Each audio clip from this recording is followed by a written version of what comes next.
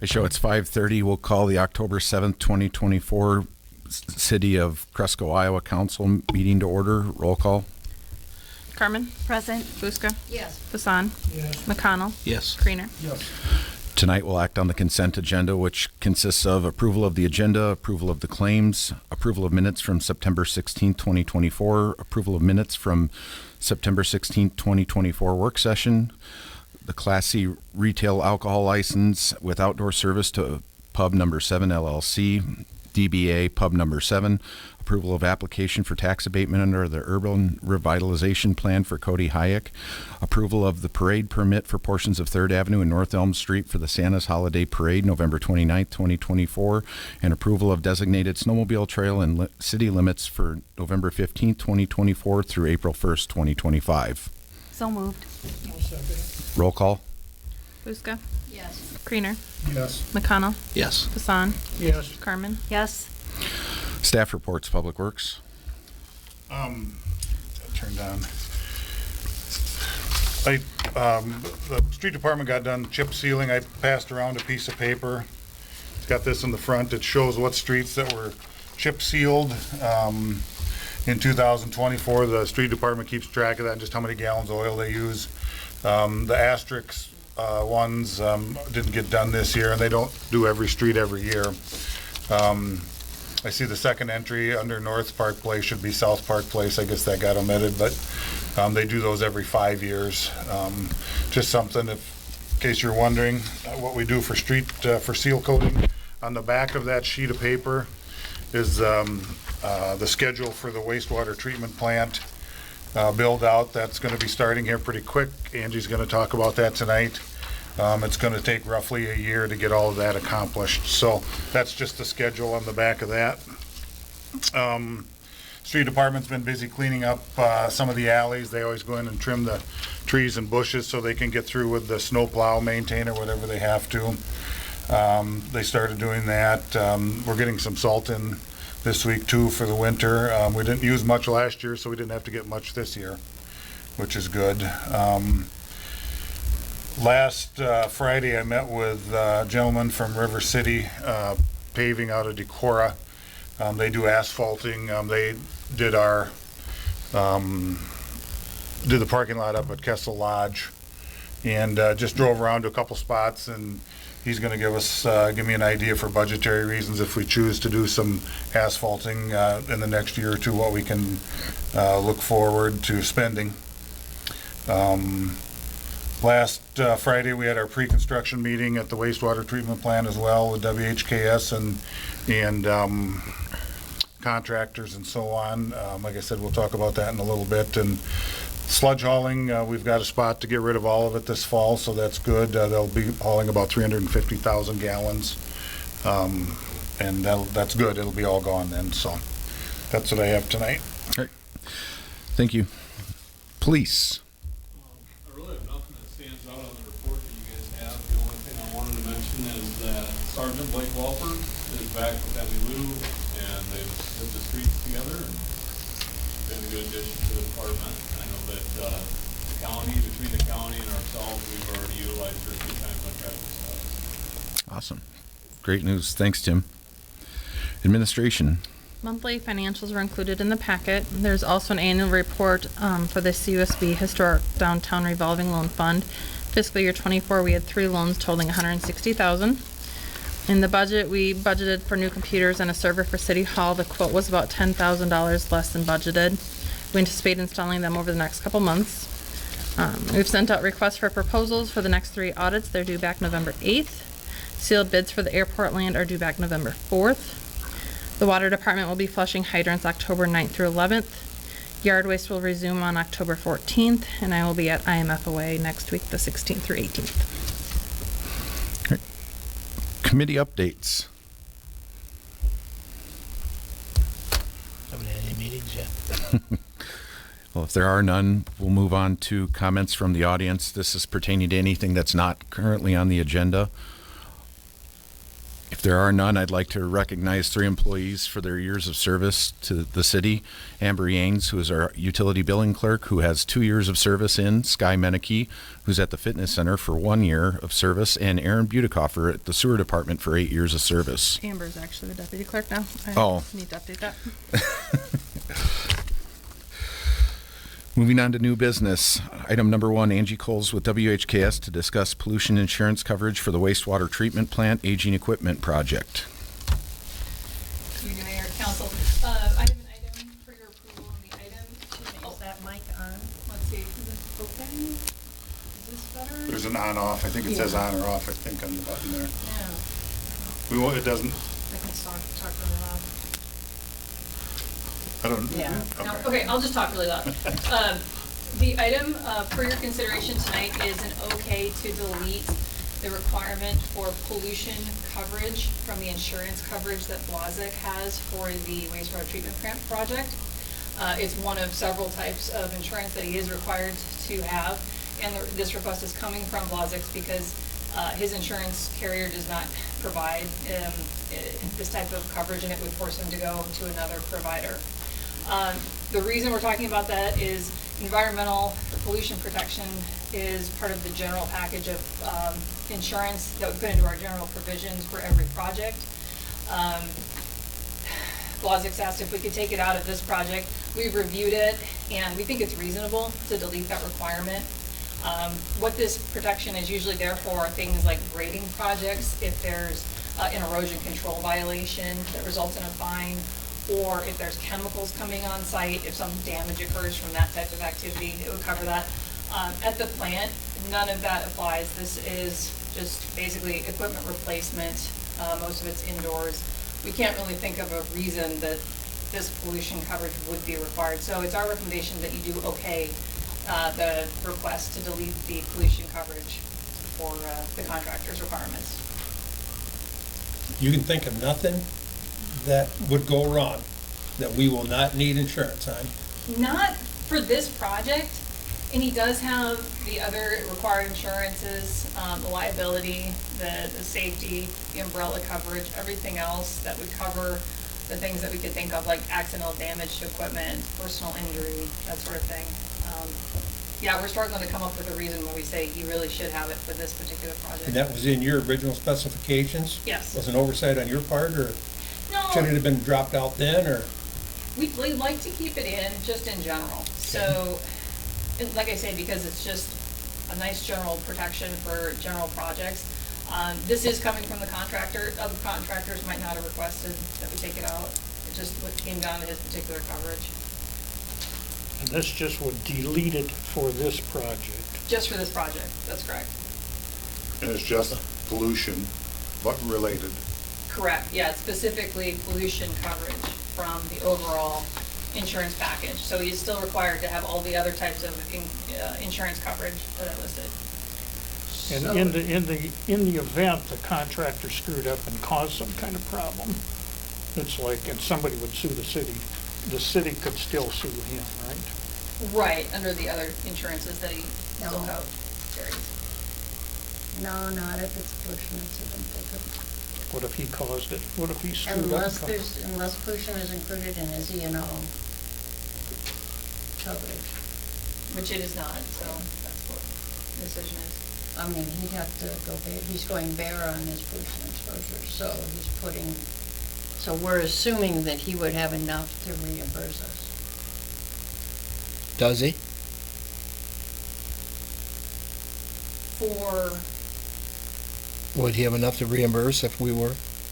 Well, unless he has a bond, are we requiring a bond? yes, there is a performance and a maintenance bond on the project in place, I don't know the terms of the bond. okay? So what you're saying is the risk is extremely low, though. Right, the likelihood is extremely low, and we think that if something were to happen, of the likely set of circumstances for this type of project, he'd be covered by his other insurance. What benefit is there for the city Just- to not enforce that? I think goodwill, that's what it amounts to. It is in the contract documents, the request is coming from the contractor. Yeah, it's just goodwill towards him.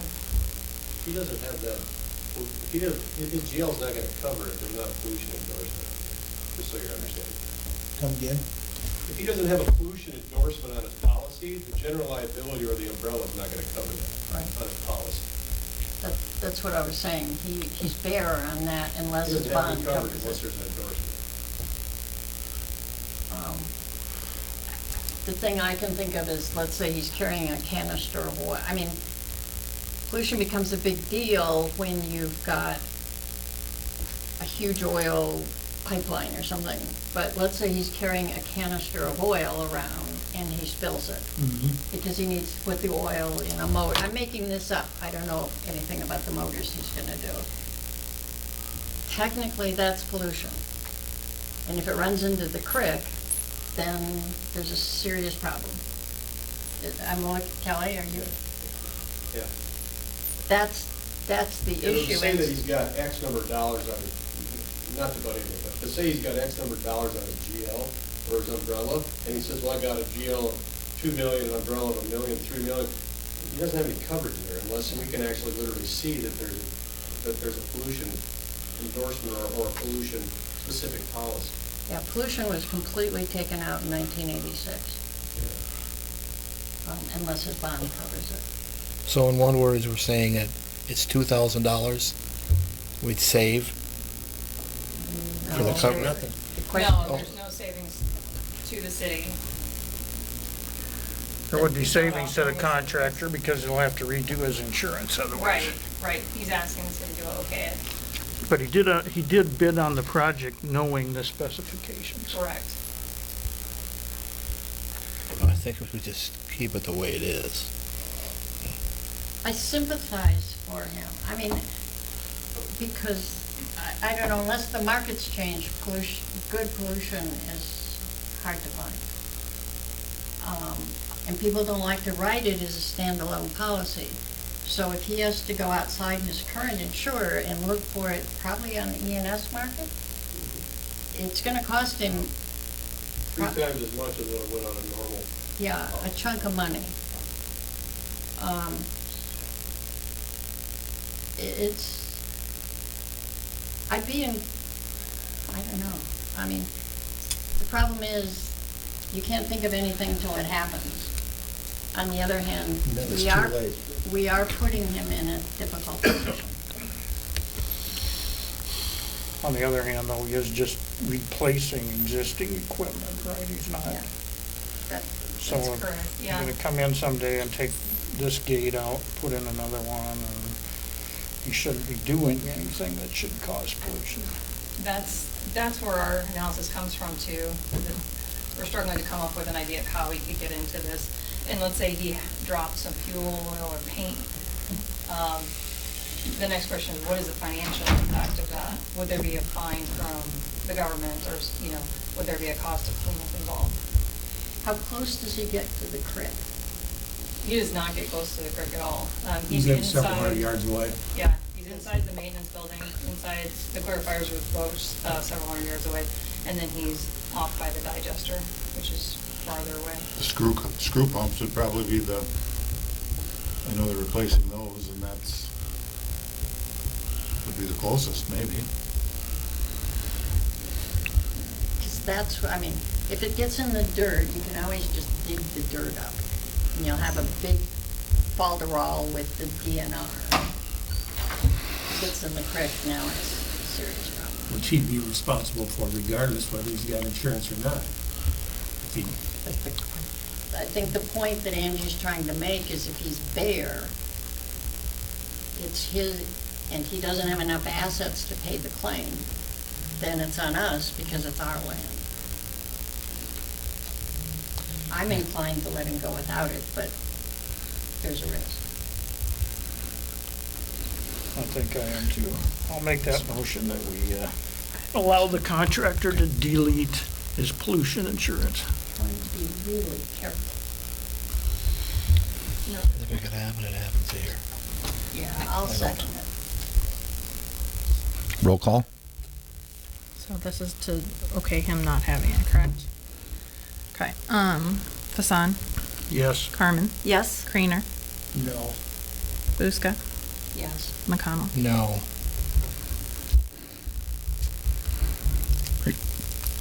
Thanks. Motion passed.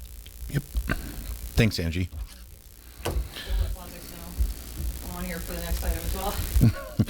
Item number 2, resolution authorizing the mayor to enter into a professional services agreement with WHKS and Company for the South Lift Station analysis.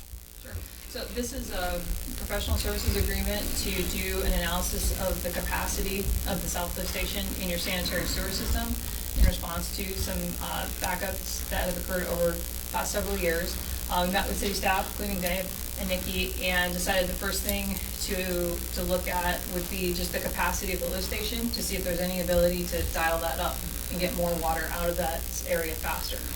So this is desktop analysis with some field measurements to do just that. The output is going to be a memo from us to you to say this is what that lift station currently can provide in terms of pumping capacity. Can it pump any more, and if so, how much? And an analysis of the pipe. Not Correct, just- yeah. Not just the lift station, but is the pipe capable of handling it? Absolutely, yeah, because after it gets up, we'll make sure that the rest of the sewer system can handle that extra flow if it takes any. So you need a motion or something for Yep. that? So I will move to do that. I'll second that. Roll call. McConnell, Yes. Hassan, Yes. Carmen, Yes, Creener, Yes. Buska. Yes. I have a question for Angie. So is our sewer plant capable of removing PFAS? No. So what are we doing about PFAS? You're in a situation like every other city is. Treatment plants are generally not constructed to take PFAS out. It's incredibly resistant to breaking down and being able to be removed. I hate to say it, but kind of the PFAS that's in the environment, we're kind of stuck with it. The cutting edge technology that's out there for removing it is expensive. You're basically building a drinking water plant on the tail end of a wastewater plant to get that done. Okay. Unfortunately. But there are limits on PFAS in the sludge, aren't there? Not currently, I don't think. It's based on bacterial and viral loads and heavy metals to make sure that, the land that it goes on is okay. Are there specs on that for drinking water? Because it's obviously in the drinking water too. Is that removable in the drinking water? It's expensive. So most places don't remove it in drinking water? No, they don't. There's a lot of work going on to see what kind of treatment plants are capable of that. Essentially, it's an ion exchange plant of some type, like softening plus. And what a lot of cities are doing, if there's PFAS in the drinking water, they're looking at the different wells and seeing if any one of those wells is higher than the other, and if they are, they're shutting that one off to try to reduce it overall. Just thanks. Yeah. All right. Thanks, Angie. Thank you very much. Thank you. Item number 3, Scott Hunnicky with WHKS to update on the Scene Shop project. Thank you, Mayor and Council. Earlier this fall, I met with Wendy and the architects MBA at the theater, and at that point, we kind of discussed the separation between the architect's job and then what WHKS would provide. So what WHKS would provide is a site layout, a grading plan. We would come down, we would do a survey on the property, figure out where the property lines are, making sure that the new building goes inside those property lines, and then develop a grading plan and a site plan that would really set the building elevation and then work with the architects on getting a plan put together. So this agreement would be between the city and WHS for us to get those plans to you, and then we would work with the architects on getting the whole package together for the theater expansion. Also included in this agreement would be coming down at the time of construction and staking down the property lines. That way, when they set the building, they can verify that it's inside of the property. So that's what I'm here to present today, is this professional service agreement for doing the site plan. What's that based on, Scott? Is it a flat fee you charge, so much an hour, so much a trip? What are we gonna have into this ballpark before we start signing agreements? So we're right now, so we have a lump sum fee to create that plan. Okay. So what we have is we've got a survey crew that's gonna come down here, they're gonna do some research in the area, pull the original plat, find monuments around the area, and then locate and make sure that the lines are, we determine where those lines are meant to be. And then we also create a plan, put it together, so it's a lump sum fee based on what we're expecting to be into it, and to get the deliverable of getting that plan back and then working with the architects. So this agreement, it's not hourly, lump sum, that's what we're, Has that sum been determined yet, or we just need to Yes. figure that out? nope, I don't know if it's in your packet here, I guess, Items 1 through 3, lump sum fee of $6,500. 6,500? Item 4, billed hourly with an estimated fee of $1,200. and then item 4 is coming down and staking on the property.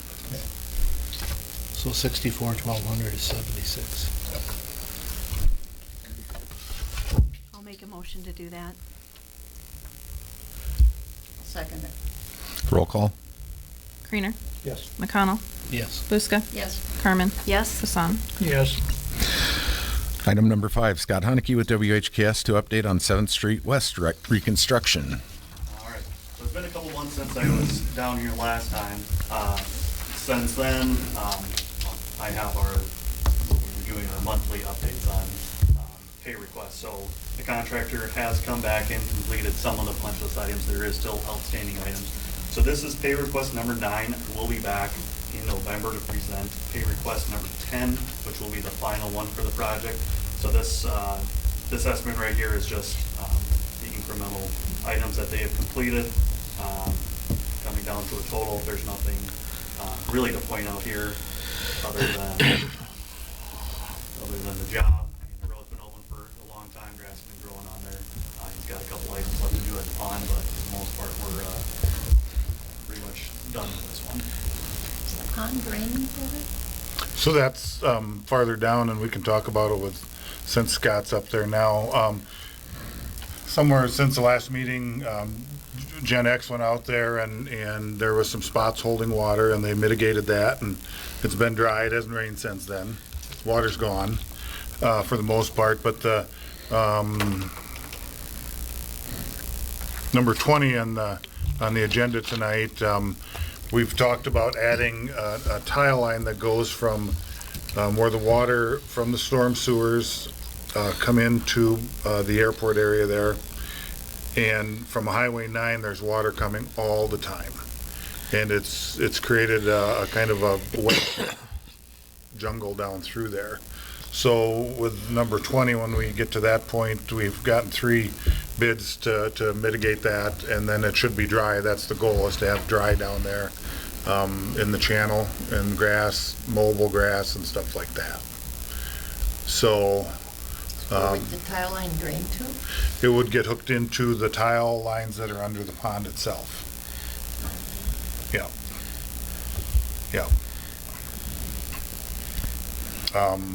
Yeah, so that's one of the things that, I mean, that's not something that was anticipated in the beginning, and Exactly. it's just constantly running water right now.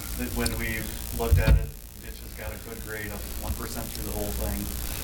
It's just that constantly throughout last summer and this summer, there's a couple garden hoses worth of water that's always coming out of the outlet there, and it just sits in there, and there's not enough time for it to drain down because the ground's taking as much water as it can, and it's just passing it on. So that drain tile will get that ditch dry, so that way maintenance in the area won't be a hassle. Yeah. Be able to mow that ditch versus letting it get to the point where it's unmanageable. Do we know where the couple of drain houses where the water is coming from? So, did some investigating, popped some structures, chased it upstream, and I think actually the water department took a couple chlorine tests to see if there was any sort of break in the water line. But really, we're coming up with it's groundwater coming from saturated soils. In the wintertime, it wasn't coming out. Summertime, then it started coming back out. So the thought right now is that it's coming Yeah. out. There's a wet spot kind of where Alliant Energy owns that spot. Yeah, yeah, and that could be where it's coming from. Yeah. Yeah. And so the disadvantage of leaving it the way it is just that we can't mow the ditch, kind of. But not probably as low. Yeah. Like, Not probably as low. It's wet all the time. There's algae out there and so on. It's, yeah. You'll never maintain it properly unless the water's out of there. Yeah. And then it'll sit right where it comes out of them culverts. You'll have a pond right there pretty much all the time, and then down all the way to the drainage. And that's part of number 20, Yeah. that discussing that. Okay. So if there's nothing else for Scott, we'll move on to number 6, approval of pay request number 9 for $72,917.65 to Generation X Construction LLC for the 7th Street West reconstruction project. I'll make that motion. Second it. Roll call. Carmen, Yes. Buska, Yes. Hassan, Yes. McConnell, Yes. Creener. Yes. Thank you. Thanks, Scott. Item number 7, Elizabeth Thayer from Gardner and Company to present the fiscal year 24 auditor's report. Hello. I know you guys have a rather large agenda tonight, so I'm gonna keep this short and sweet. The highlights, and really, we don't have a lot of findings to talk about. We don't have a lot of, we don't have much to talk about, so, we'll just go ahead and hit the highlights. Do you guys have your audit books? Yeah. Okay. The first document, Nathan, is at page 2, and that's the independent auditor's report. It's on Gardner and Company letterhead. And I just wanna, give that annual reminder that the purpose of an audit is to find out whether or not the financial statements are fairly presented. An audit has nothing to do with finding fraud or finding errors or irregularities, and it's not designed to do so. It's designed to find out whether or not the financial statements are fairly presented.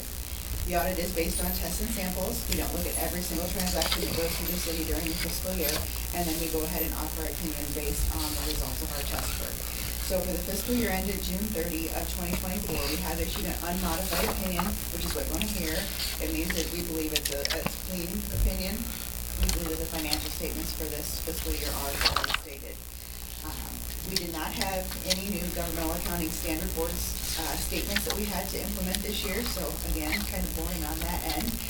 We did have some new auditing standards that we were required to implement for this fiscal year. So Nikki got to fill out a lovely internal control questionnaire that had a couple new questions on it this year, and then we had to do some additional risk assessment as part of the audit procedures. So, and this just kind of goes ahead and outlines that. On page 5 then, we have management discussion and analysis. And the pages, go ahead and talk about what is included in this annual report. It talks about how the city's financial statements are presented on a cash basis, which means you don't see any debt or any capital assets. It's just cash in and cash out, and then net position, cash basis at the end of the year. The management discussion and analysis also gives some financial highlights. It talks about the budget. It talks about what factors you were using and thinking about when you did fiscal 25's budget. It has some comparative financial statements to compare fiscal 24 with fiscal 23. Just kind of an introduction to the actual financial statements. So the actual financial statements then start on page 12. And again, cash basis. The statement that you see as Exhibit A, which is on page 12, 13, 14, and 15, they show the city in total. So it shows your governmental activities as well as your business type activities. So it's showing your receipts and your disbursements. Also, the city of Cresco has 2 component units being the Public Library Foundation and the Cresco Firefighters. So it also shows the receipts and disbursements for those 2 entities for this fiscal year as well. So if you look at page 15 then, you can see that in total, the cash basis net position of the city did increase by $649,279 for this fiscal year. $475,000 of that was attributed to the governmental activities. Almost $174,000 was the result of operations for your business type activities. So then, moving forward, on page 16 and 17, we look at the governmental funds, and these are the major funds for the city. So we present general, road use tax, employee benefits, local option revenue, the debt service, the street assessment, and the downtown crosswalks project, all calculated as major for this fiscal year. The remainder of the city's funds are all aggregated and presented in the non-major column, and then the details for those smaller funds will be offered in Schedule 1 in the back of this report. So again, this goes ahead and details all of those funds out. And with the general fund, it's not just general basic when you're looking at that. There are several sub-funds that are also included in that general fund when you're looking at that. Okay, so then if we jump to Exhibit D, which is on page 21. Same statement, only for your proprietary funds. So we show your water and sewer as major, and then we aggregate the rest of the non-major enterprise funds and present them as one column. And again, the detail for those smaller funds is in the back in Schedule 2. So then the notes to the financial statement start on page 23, and I'm going to skip over all of them unless someone has a specific question on them. It's just a lot of accounting vocabulary, again, explaining the cash basis of accounting. There's several pages from the actuary about the IFRS investment and, what the actuarial information was for this fiscal year. Also talks about your insurance, gives detail of your interfund transfers. We did also add a note this year, since the city established the historic downtown Cresco revolving loan fund.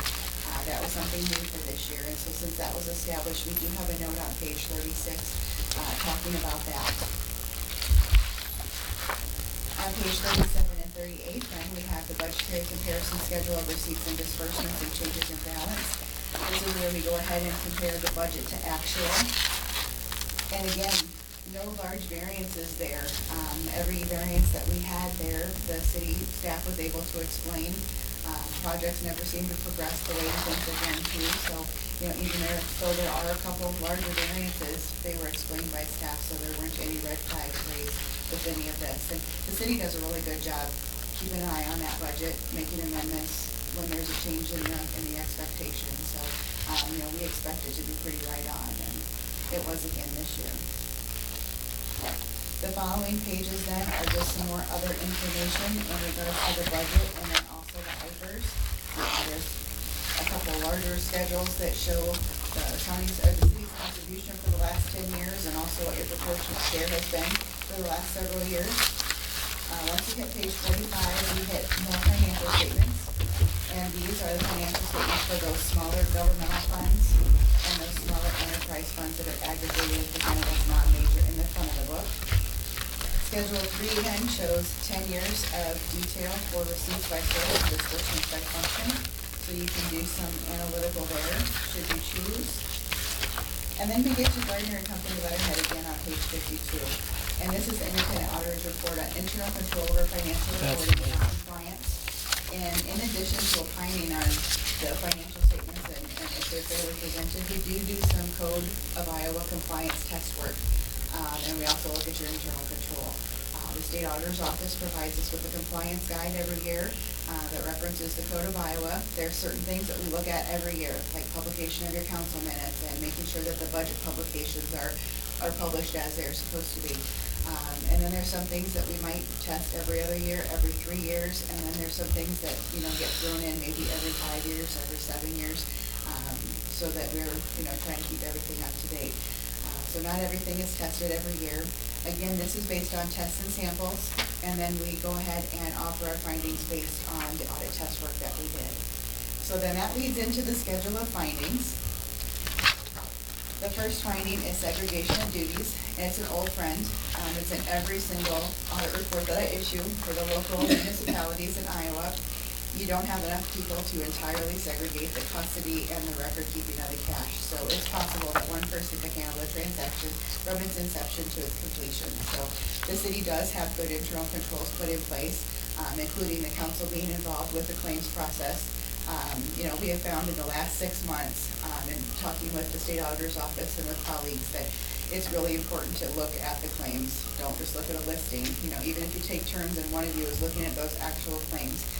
The economy has been tight, and there has been an uptick in the fraud and embezzlement that we've been seeing across the state. So a good way to prevent that is being active in that claims process, looking through the documentation for all of those claims. On page 55, then, we have the other findings related to required statutory reporting. The budget, everything looked okay. There weren't any programs that had been overspent during the year. The second one listed there is questionable disbursement. And during the course of our test work, we did not note any disbursements that did not have a public purpose. Now, that's not to say that there weren't any during the fiscal year. That's just to say that during our test work, we did not come across any disbursements that didn't have a public purpose documented. So, just wanted to clarify that a little bit.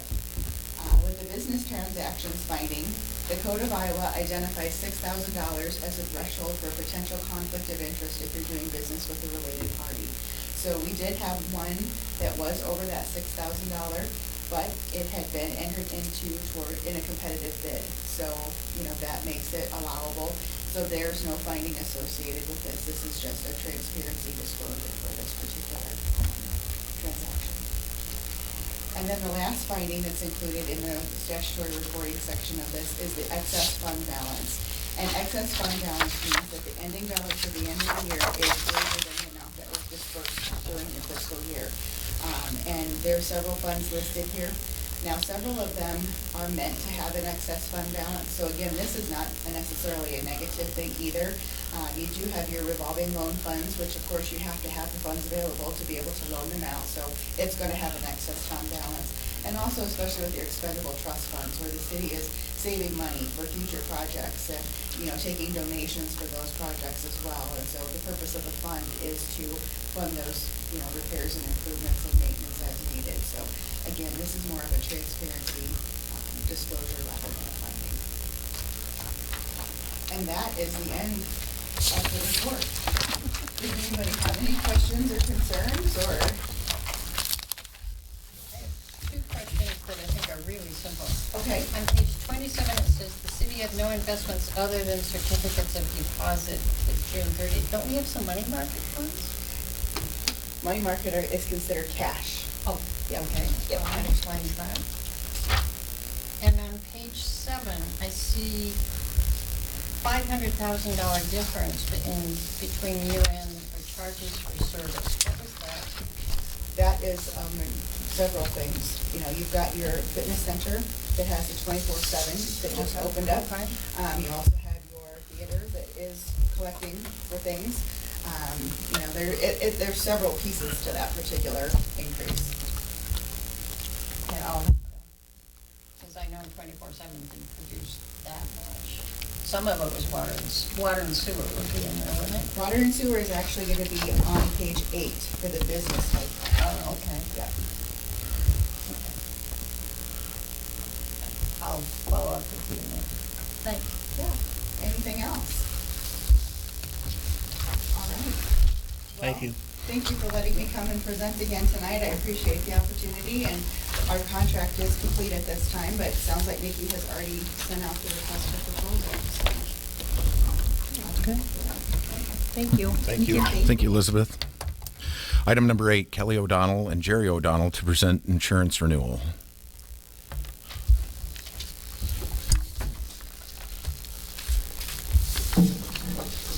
Thank you, Mayor.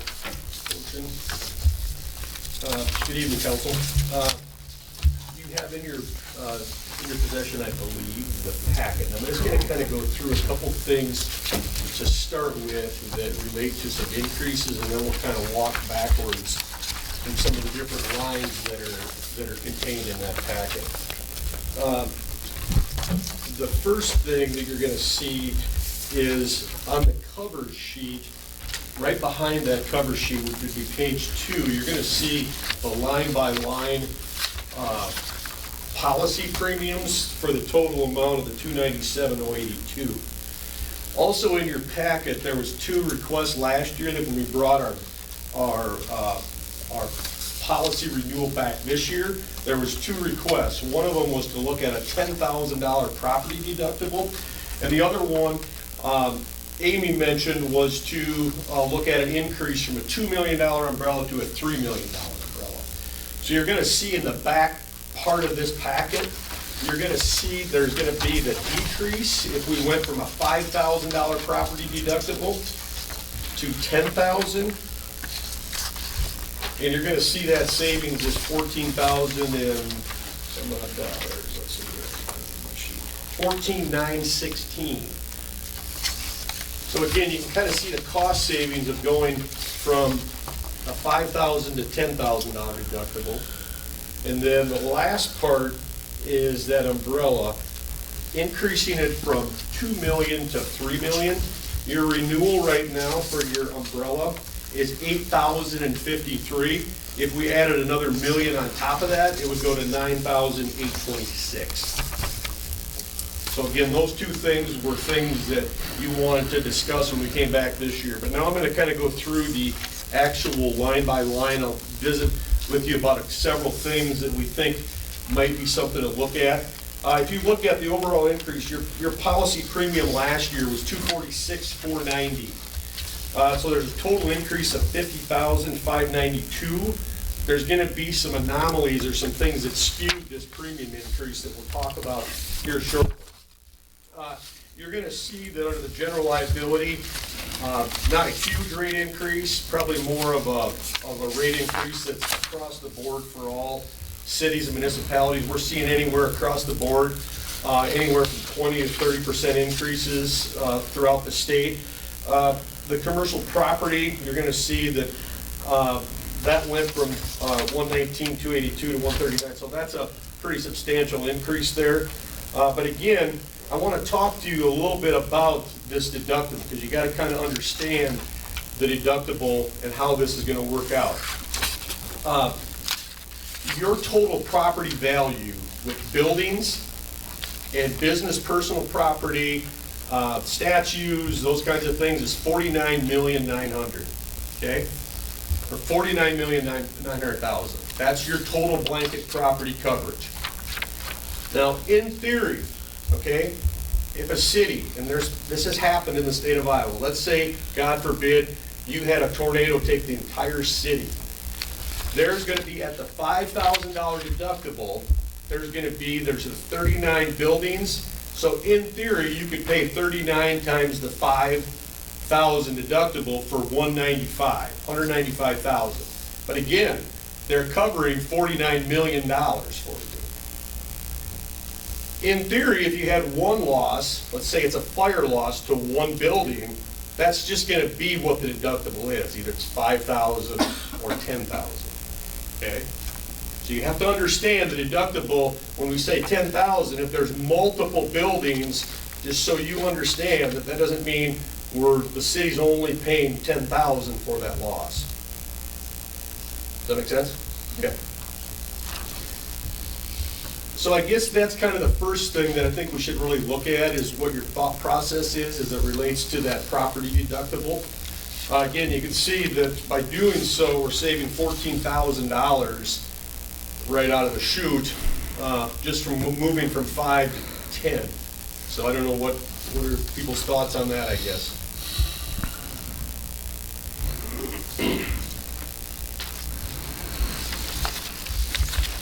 Good if you don't have anything catastrophic happen by the sounds of it, so, Yeah. but that's big what if. Yeah, tornado or fire. Although Yes. realistically, there's no way fire is going to take out all Now, a our fire is bills. going to be two buildings or locations probably at the most. But in theory, again, you could be talking, if you went to $10,000 deductible, just be understanding that your deductible could in theory be like $390,000, just so we're understanding. 390,000 to say 14,000. But 300, yeah, you have to say 14,000, but then also 390,000 for them to cover $49 million in coverage. So you got to kind of look at the rate of return as well, I guess.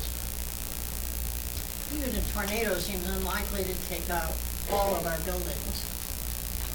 But Yeah, that would probably be the worst case scenario, at 390,000. so when we talked this morning, and thank you for your time Yeah, this you bet. morning, I asked you about our underground infrastructure. So the underground infrastructure, there's built-in service line coverage for each location, but there's not going to be like extended miles of sewer system. In order to cover that, you'd be talking, hundreds of thousands of dollars. But there is specific coverage for service lines. Let's say, to use an example, if there's a fire at a certain location, there is coverage let's say a fire department comes in, some pipes or something collapse as a result of them being there, there is coverage in there, but there's not coverage for every mile of sewer system that you got. So it's more specific to locations, and it's probably more specific to the geographical, physical domicile location. So if we have the city hall here, okay, there's gonna be coverage that's built into service line coverage or systems here, but it's not gonna extend from here all the way over to the Notre Dame school, if that makes sense. What do you see with other cities that you insure? I mean, is it 10,000 more standard deduction out there? We kind of have a few out of our insurance associates, the Lawler one, most of ours are running 10,000. Just kind of depends. Most of them are for sure at 5,000. But it's just kind of, I would say half and half. I would say the ones that have a higher premium value are the ones that are more apt to look for the savings to go from the 5 to 10, as opposed to a city that might have a insured, premium for the year of 60,000. For them, it might not make as much logistical sense. Well, the other way to look at that is, we'd be saving 14,000 a year, and how many years have we been in existence and ever had claims? Have we ever had a building that was totally destroyed and we had to pay the deductible? I don't know. I don't think so. But this covers like lightning damage too, right? So like last year, the library got hit by lightning. So we paid the first 5,000 and then they kicked in. I think it was about 30,000. This building got either hit by lightning or it's closed, because that's why we replaced all the lights and the generator and stuff, or the air conditioner. So I guess it doesn't have to be a total building loss. I mean, it could Partial be- losses as well. Yeah. Yep. Yeah, like hail might be a good one that would be a partial loss. Does that cover a roof for hail? Yeah. Yeah. So a hail claim would be subject to that deductible. For sure. Except where the solar's protecting it. Sure. What was that? Except where the solar's protecting it. Solar's owned by somebody else. Protecting our roof. Yeah. But if you kind of want to think about that, I'll go through the rest of it, and then we can kind of figure it out toward the end. But you're going to look at at your general liability, again, roughly about the same. The property, we talked about the increase there. The commercial inland marine, roughly about the same as it was last year. There's some newer stuff that we added, some trailers that are on there. We increased some of the drones at the fire department, so there were some increases of things that we already had that led to that small increase. The business auto actually went down a little bit. There were some vehicles that we took off. There are some vehicles, the newer vehicles, better premium than some of the older ones, just because of some of the safety features that are in those vehicles. One thing that you will note, if you even went from a $2,000 to a $5,000 deductible, your policy, you would only see an $1,100 difference in your policy. So this is kind of the sweet spot for most cities for the deductible for the autos on the comp and collision side at $2,000. Again, you'd only see an $1,100 difference for that, so it really doesn't, at the end of the day, it's probably not a lot of savings there. Under F, commercial crime, similar to what the lady just mentioned that was here, those are items that were covering employee dishonesty, misappropriation of funds. Specifically, the two locations that we're doing are the fitness center and here, but then there's incidentals that are also built in. So that 264 basically covers those two locations. And then there's also inside of the general liability, there's some small built-in limits for misappropriation of funds and employee dishonesty as well. The law enforcement, we were at 4648 last year, went up, but that increase is simply, there's two things going on there. It's the addition of adding a K9 MELU, so we have the general liability piece of that, but then we're also covering that dog for $15,000 worth of coverage. So if something happens to the dog while they're in service for the city or while they're in service for somebody else you have a 2080 agreement with, the county, a drug task force, dog dies, runs out in front of a car, gets hit, there's $15,000 of coverage there for that, for the canine. So that's where you're seeing the increase on the law enforcement side. With the $2,500 deductible. Yes, that's correct. Yep, that's correct. Now this next one, the work comp, this is where you're gonna see the very large increase. One of the things that I'm gonna ask that we do, that when we're discussing this, is please don't ask any questions about any individual people that this pertains to, just for confidentiality reasons. I'll kind of give you a brief synopsis of where we're at with some of the claims that we got, but again, we're not gonna discuss individual people, claims, departments, that kind of stuff. Last year, we were at 46,019. This year, we're at 72,026. And again, for those of you that are maybe new to the council, I'll kind of explain how the work comp is figured. It's figured by what's called an experience mod factor. And so they take every like entity, like the city of Cresco, and they look at what the cost would be for the average cost with no claims, or average claims, and they're gonna get a neutral or a 1.0 on the scale for the work comp.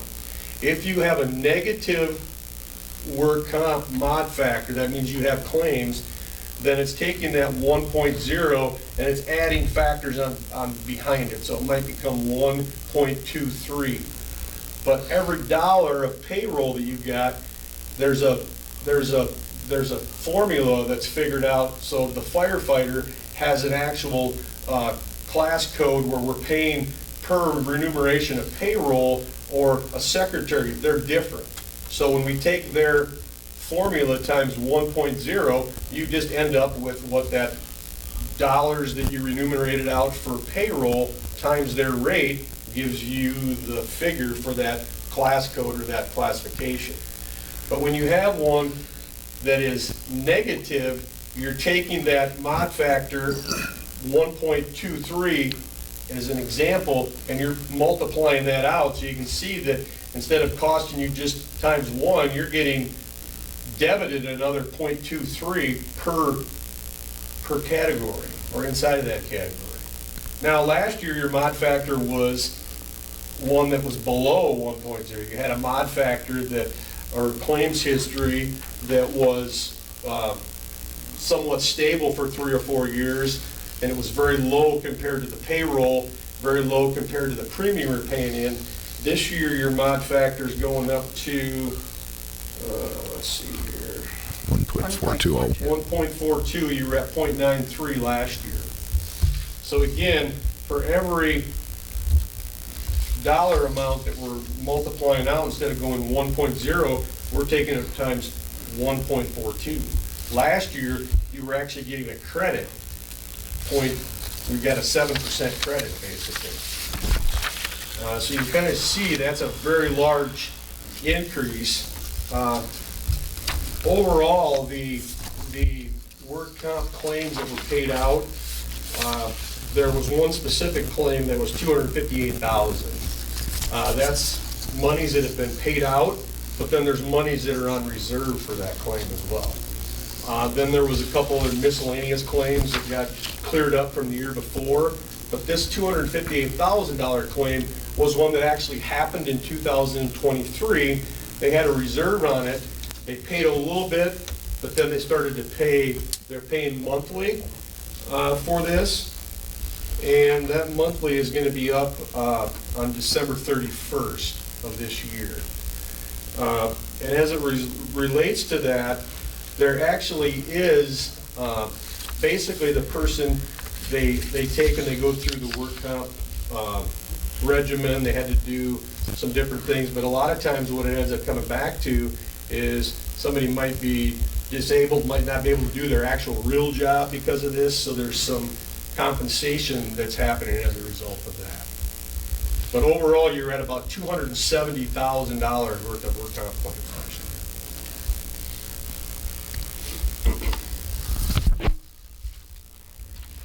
And you're going to see that that increase was about 26,000 from last year. So that's something just to be aware of.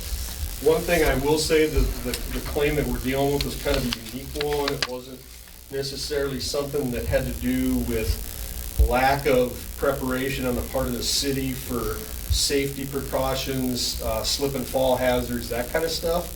So that is one good thing. But we got to be in there's some people that have had several municipalities or cities.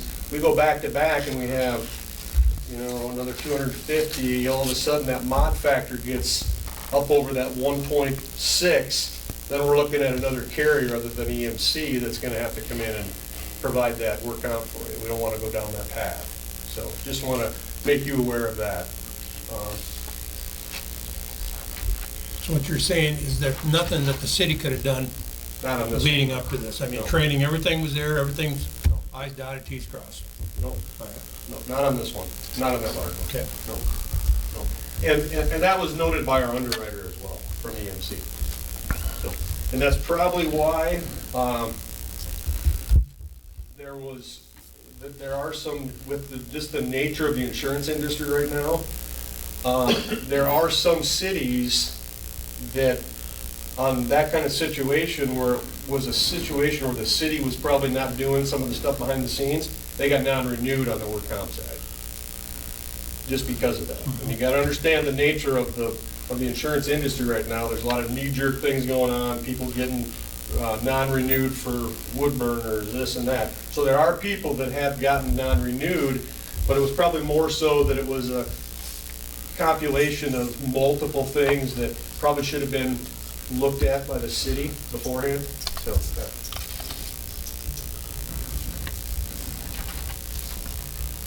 and as you look at the increase, I'll just kind of go through a couple things here. Won't take up much more of your time, but at that 297,082, if you actually went from the $5,000 to $10,000 deductible, your new total would be 282,166. And then if we added on the $1 million of additional umbrella coverage, you're going to be at 283,939 is where you would be. Now again, one thing to keep in mind as well, and this will put it into perspective for you, that your increase probably wasn't as bad as it maybe looks on paper. Your increase was $50,592. You guys received a dividend check, which is part of the risk pool. You got a check for $12,927. So your increase was $37,665. You look at the work comp that's thrown in there at the $26,000, then you look at your increase. It's not as large as it looks at originally, so to speak. So will we get a dividend for this year? That won't be decided until January? Yeah, if you'll get that payment. If the pool is fortunate enough, yes, you would get that payment. It'll probably come out. They'll decide that in January. You get that in February, March, April. Check it out. It's determined by the pool of insurance for a lot of cities, or? Yep. So if there's a lot of losses, there won't be any dividend.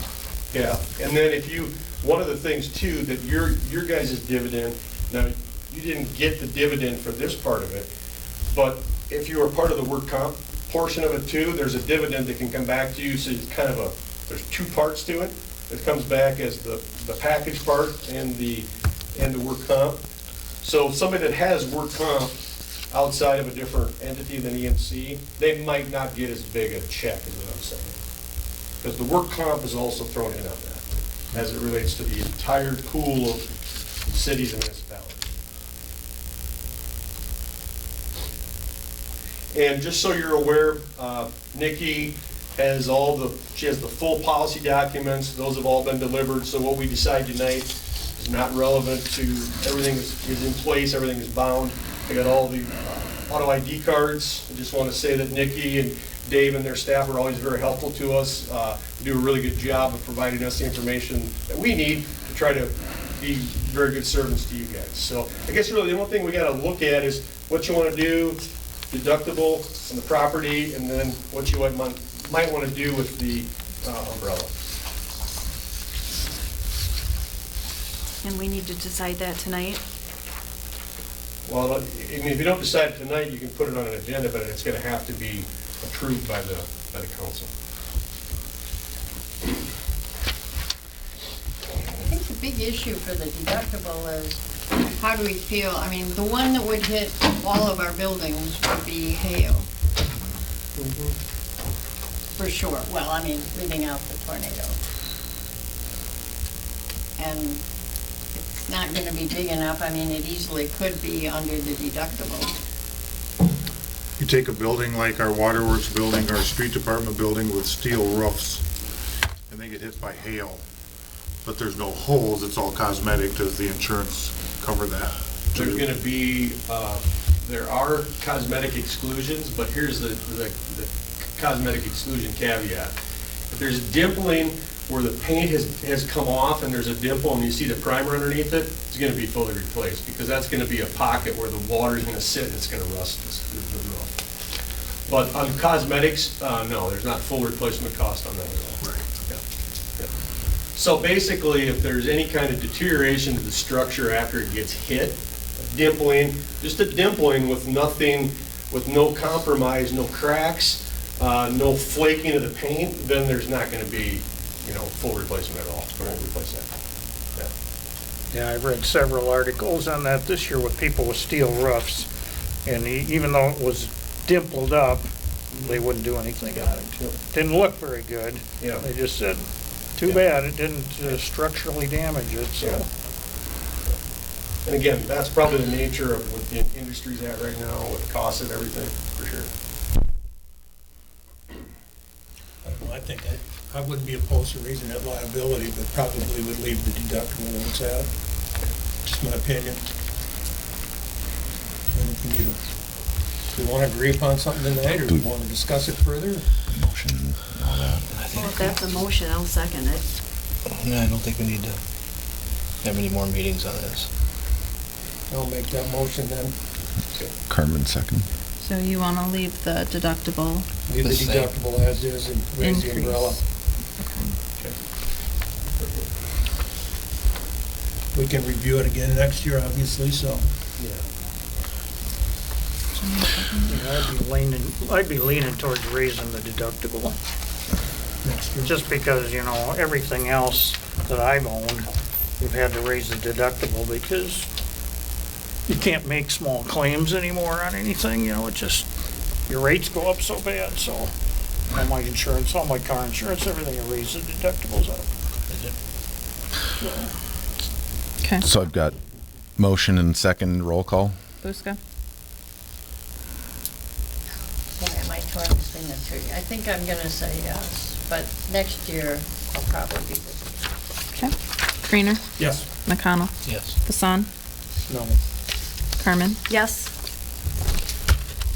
Okay, so what'll happen then is we'll produce the invoice like we talked about. And then we'll get you all that stuff so you can put that together by department. And then we'll put an endorsement through, but we won't add that on to the initial, because that endorsement might take a while, but we can find that effective right away. It'll just be a separate invoice like normal. A supplement or whatever? Yeah, get endorsement. No. Yeah, we appreciate your business, and we appreciate, like I say, working with the people here at the office. They're very, very good to work with, and have the real heart of the city in mind when they make decisions. And I think it's just duly noted that you as a council know that as well. They're very thorough about what they do, so we appreciate it. Thank you. Item number 9, plant peddler to discuss possible driveway easement. I think I gave everybody, or it was in the packet too, I believe. Let me update your map, is that okay? Yep. I got a better version, if that's okay. Thanks. I think this is a better version. It's still a John Gutter hand sketch, so. Thanks, Mike. Whatever, yeah. I think I'm good. So, I guess you'll be the first one who's really officially in Cresco to know, but after 45 years, we decided it's time to freshen up retail in Cresco. So, we bought the property, no, it's Kratz Properties, originally old Saints Drive-In when Gary and I were kids. So that's the piece that sits between our existing retail facility and Harvey's. I originally talked to Dave about it. There's a sewer main that runs through there. Our original talk to you guys was going to be about possibly moving the sewer main.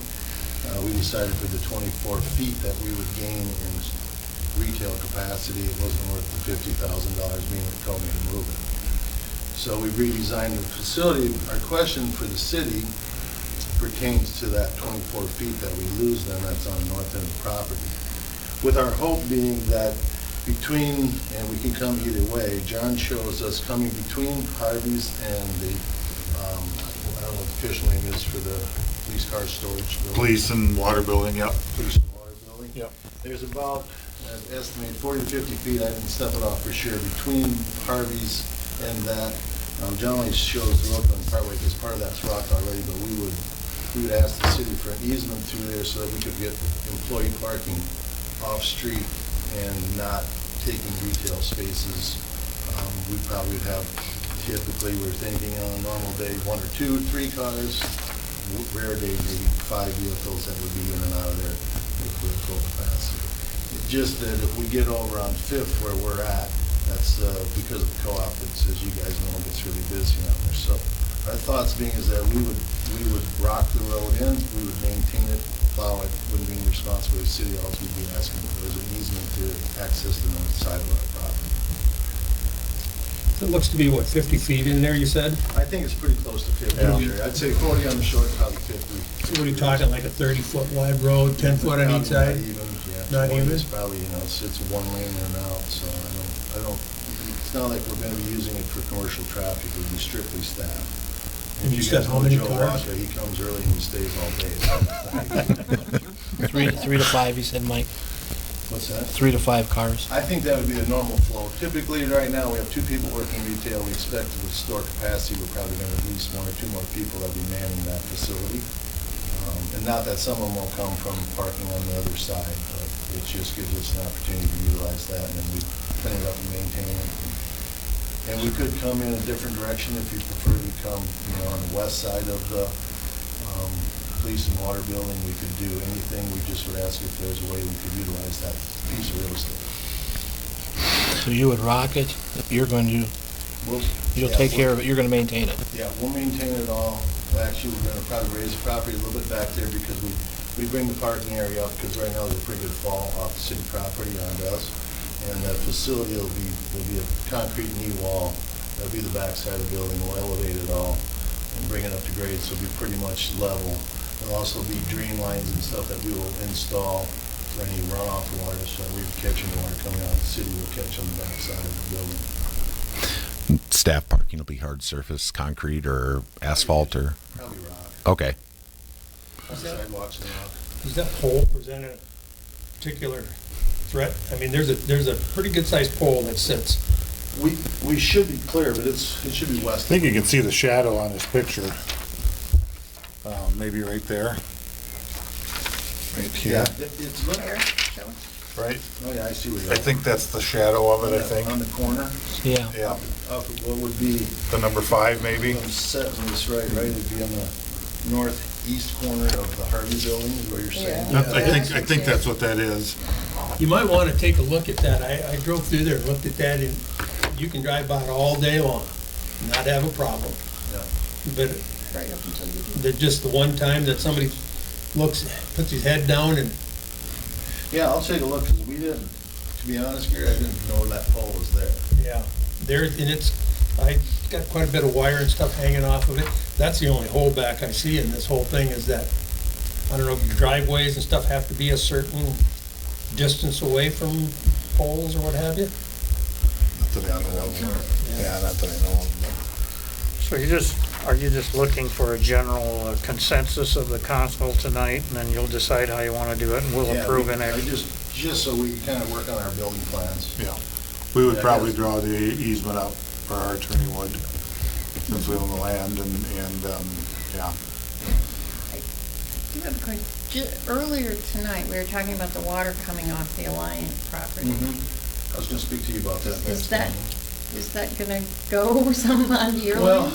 so we met with Meemert and CBS, so Brett will be doing the groundwork for us, and construction will be most likely all CBS. And so we looked at that spot. So where the blue line, where the red line, which is the sewer main, if you look between there and our property line, which is the blue line, there is a constant stream of water that comes off of that corner. And if you go look at the street there, you can see some permanent staining in the street because it runs almost 12 months a year. As the story goes from Louis Bulk, that was the old clay pit where the substation sits, and underneath where our Quonsets are at was the clay pit. They harvested the clay for the red brick that is Main Street.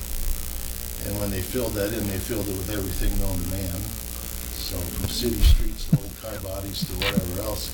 Things better left uncovered.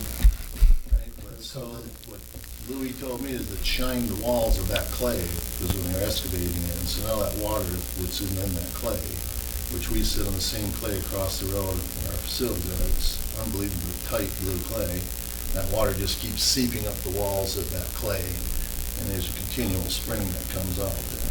An amazing amount of water comes out of it. And that's probably part of what's getting down to the airport, I'd suspect. So what Brett suggested, based on the city, is that we cooperate with the city and maybe together we could put a box in, intake box by that spring on that, where the, right from Interstate Power to the southwest corner of the Interstate Power substation that you see there. So about in that region between that red line and that blue line to drop an intake for a storm and then at least get it off the city street. In the winter, there's an ice buildup that goes on there, and especially if we start having retail consumers going into that building, it's gonna be. Is the red Our line sewer or primary storm entrance, sewer? just so you know, will face. Sanitary sewer is the red line. Yeah, there's no, You're gonna build hard houses down there then, like you currently have at your other location? You're gonna get rid of the Quonset styles, right? Quonsets are gone, this will be gutter connected. Actually, if Okay. you go by and look at what we helped the school put up, because that was our design build, it's very similar to what the school system is, just a little bit bigger. So it'll be hard skinned, it'll be polycarbonate skin versus poly that we use quite a bit. Glass doors facing the highway. Building is 60 by 60 with 12-foot awnings on two sides, so we're gonna make it pretty darn nice. How much bigger is this over the other, Community. over the other retail shop? What's that? How much bigger is this retail shop over the other one? Oh, yeah. 10 times? 10 times? Okay. Yeah, but it has some other creature comforts, indoor loading for funerals and walk cooler that we can load directly from inside the building. There's just a lot of things in the design we've been working on for quite a while, so I think it'll be a nice addition. One thing to mention is the water salesman is on the west side of the building there. The water department thought it might be a good idea to connect the lot to that little area, because then instead of having people back out when they filled up at the water salesman, they could just drive through. So that water salesman is on this blue building on the west side of it there. Correct. And they said during the summer, when you have like the big people doing a lot of the boring and stuff outside of town, they said there's a steady line of vehicles there even before they get there at 7. Yeah, it gets used more than I ever thought it would. I know I was back there last week and one of the lawn companies was filling a sprayer up with water when you put a quarter in and get 50 or 80 gallons or something like that. And, yeah. That's not an issue for you guys? No, I mean, if it works for the city and you guys want to make it even, we'll put the rock down and move. If you guys want to traffic, that's your guys' call. Like I say, ours will be very minimal. It'll be just staff. So what is it, just a motion to Well, I think we get an gotta, easement first, we gotta right? get any legal opinions or anything, or is this just a?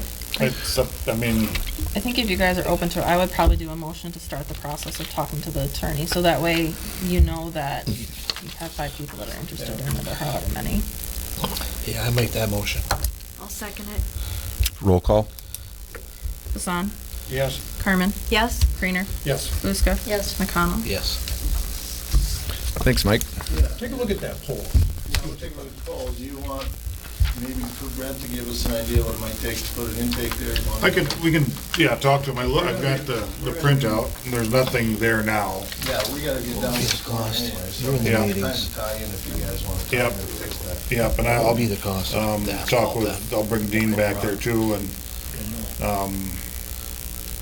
see what we come up with. 20 grand. So that Alliant property underneath was dug out and they built over the pit or whatever too. Yeah, huh? if you go underneath our Quonset, it's a lot of city streets. There's even curbs with yellow paint on them in there. That's why we put it Funny. farther uphill. Might even find Jimmy Hoffett under there. When do you anticipate starting this new building? We're hoping, very soon we'll start moving. You won't start this fall yet? Yeah, we're gonna try to get the groundwork done. Quonsets are we'll try to cycle one more crop through the Quonsets before we razz them early next spring. We're hoping that we can start getting the pads in place so we can start on the greenhouse structure first thing next spring. We'd like to have that set. So probably some groundwork, probably back in front of you guys or at least get the building permit, and then we'll try to get the sewer and sanitary and slum side of it under now this year, at least partially, and then be ready to roll next spring. The goal is to begin by our Cresco open house weekend, original Cresco greenhouse weekend, so that'd be November next year, but hopefully we can beat that. We don't know the time for sure yet. But should be a nice facility to build on. So appreciate the council's time and understanding. Thank you. Great. Thank you. Thanks, Mike. Item number 10, third reading of the summary of proposed ordinance number 508, amending section 6910 and section 7003 and adding chapter 82 of Code of Ordinances of the City of Cresco, Iowa pertaining to declaring a snow emergency, parking regulations, and parking violations. Below is a summary of Ordinance 508. A full copy of said ordinance may be obtained between 5 and 8 a.m. and 4:30 p.m. at weekdays at City Hall, 130 North Park Place, Cresco, Iowa, 52136, or on the city's website at www.cityofcresco.com. Purpose: to implement an ordinance for declaring a snow emergency when snow accumulates to a depth of 2 inches or more and modifying parking regulations and violations. Section 1, modifying section 69.10 and 70.03 and adding chapter 82 of the Code of Ordinances of the City of Cresco, Iowa. The fine for violating parking restrictions except improper use of persons with disabilities parking permit is $20 and will increase to $25 after 30 days. Pursuant to Iowa Code Section 321.40, a list of all delinquent and unpaid parking fines will be provided to the county treasurer for collection. All fines must be paid prior to renewing any motor vehicle registrations. The simple notice of a fine for improper use of a persons with disabilities parking permit is $100. Section 2, severability clause. If any section, provision, or part of this ordinance shall be adjudged invalid or unconstitutional, such adjudication shall not affect the validity of an ordinance as a whole or any section, provision, or part thereof not adjudged invalid or unconstitutional. Section 3, when effective, this ordinance shall be in effect from and after its final passage, approval, and publication as provided by law. Second. Roll call.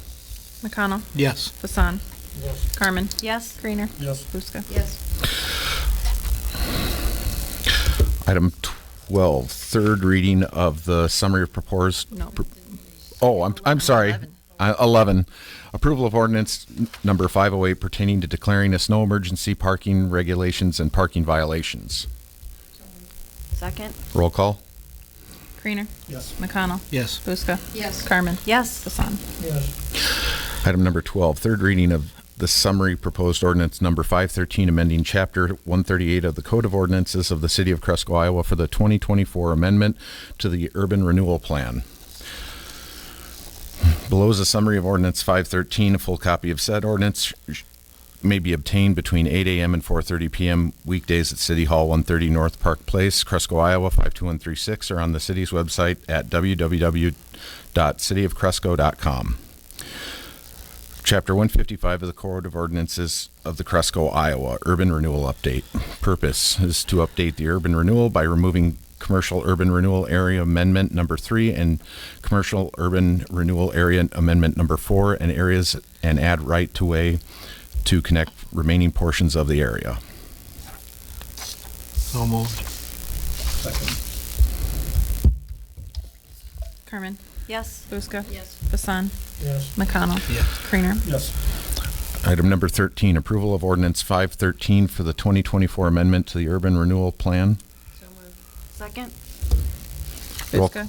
Yes. Creener. Yes. McConnell. Yes. Hassan, Yes. Carmen. Yes. Item number 14, second reading of proposed ordinance 517, which amends 50.06 and adding section 50.08 pertaining to the nuisance abatement procedure, methods of service, and habitual offenders. Be it enacted by the City of Cresco, Iowa as follows. Section 1, Chapter 50, Nuisance Abatement Procedure of the Code of Ordinances of the City of Cresco, Iowa is hereby amended to adding Section 50.06 and adding Section 50.08 as follows. The existing Section 50.02 is hereby repealed and the following adopted in lieu thereof.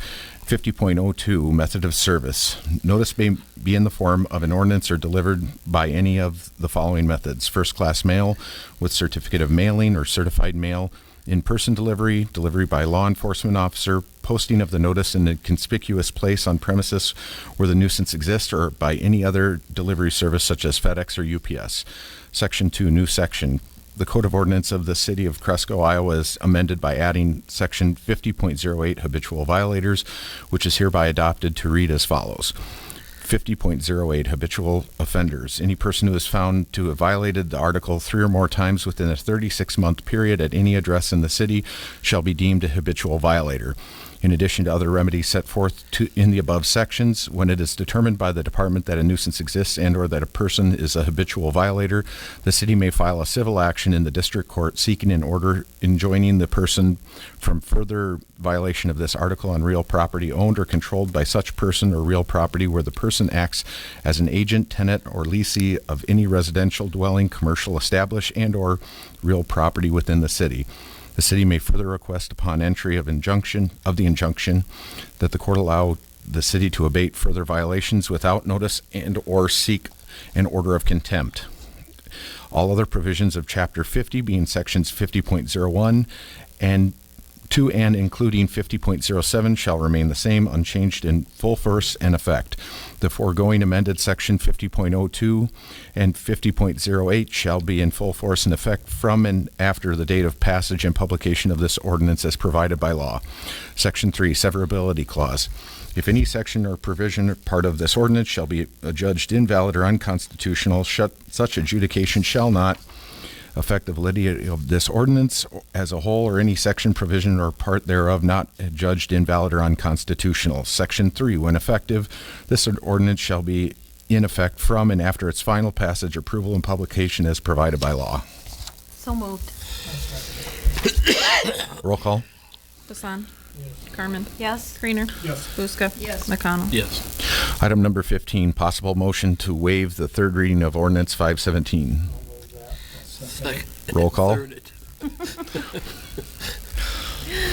McConnell. Yes. Hassan, Yes. Carmen. Yes. Creener. Yes. Buska. No. Item number 16, approval of ordinance 517 pertaining to the nuisance abatement procedure, methods of service, and habitual offenders. So moved. Second. Roll call. Creener. Yes. McConnell. Yes. Buska. No. Carmen. Yes. Hassan. Yes. Item number 7. Just want to clarify, I'm not objecting to anything in the ordinance, I just don't see the point in waiving the third reading. Item number 17, resolution authorizing the mayor to enter into a contract for services with Upper Explorerland Regional Housing or Regional Planning Commission to prepare a new comprehensive plan. So I put this back on the agenda. You guys did approve it last November. Things have kind of changed a little bit around here, so it's just back on the agenda again to approve with a new mayor and new city clerk. No. So moved. Second. Roll call. Carmen. Yes. Buska. Yes. Hassan. Yes. McConnell. Yes. Creener. Yes. Item number 18, request to waive late fees for Matt Beck. So he's requesting to have the late fees. He came into City Hall twice and the credit card machines weren't working because they are on the internet. The first time he said he'd come back, he came back a second time, still wasn't working. He said he could see on his bank account that it was pending, and he assumed it was paid. He walked out with no receipt. The girls did not tell him it was paid. They had nothing to run through the register that it was paid. So So he's requesting to be How waived. how much is it requesting? 6 something? Yeah, $6, I think it is. I move we approve that request. Yeah, just one question before we approve this. I mean, is that a normal process for people to pay like that with credit card? To me, if they don't have a receipt and it's gone through the whole system, because when we enter their credit card, you have a bunch of steps. Then you click on the next screen to process. You give them one more chance if they want to change their mind, and then you get the confirmation number. So I'm not sure how he would be able to see it in his bank account without it going through the whole process. You mean it's not a credit card, though, it's a bank card then, right? It's a debit or credit card. I'm Debit not sure card, which one yeah. he has. So how could he, yeah, I mean, I would question I that. mean, mine shows up right away sometimes it doesn't. But we have to get to that third step where it has approval in order for you to see it in your bank account. But it did come in a couple times and the stuff didn't work. He did, and Amber said that they told him since it didn't work, he could always go get cash or drop it in the drop box. We offer Front Desk, which is a different payment processor. No history I mean, late payments, that's how he does his business? I believe he comes in every month, yep. For $6, I mean, the numbers, yeah. You tried. Yeah, Yeah, I mean- Tried in time. A couple times, so I don't see a I'm issue with that. I'll move that. Was there a second? second. Roll call. Buska? Yes. Creener? Yes. McConnell? Yes. Hassan? Yes. Carmen? Yes. Item 19, request for sewer adjustment for water not entering the sanitary sewer system from Cresco Park LLC for Shady Oaks Trailer Park. And this, I believe they had a broken pipe somewhere underneath the trailer. Did anybody verify it? I didn't know about it until I saw it in the packet. I don't know when we found out about it after it was fixed. I believe so. I believe it's after it was fixed. I don't believe anybody went and verified it.